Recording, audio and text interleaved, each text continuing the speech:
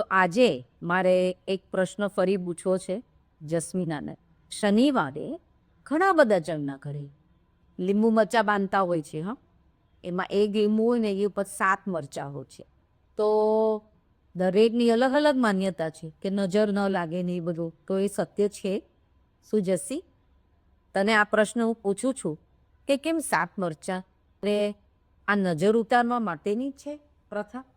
જરા જણાવી દે ને. હા, લીંબુ મરચા કેમ બાંધવામાં આવે છે? તો આ એકલી અંધશ્રદ્ધા છે કે આ શ્રદ્ધા છે કે આની પાછળનું સાયન્સ શું છે?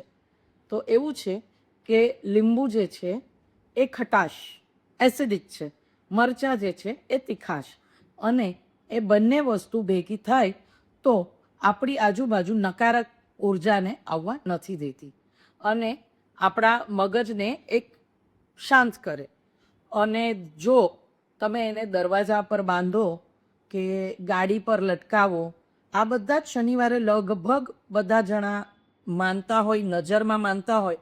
અને આપણે વાત કરી કે નજર હકીકતમાં લાગે છે, તો નજર ન લાગે એના માટે આને કહેવાય નજર બટ્ટુ યા નજર ન લગાવવાવાળી નુસ્ખો યા ટૂચકો જે કહીએ એ.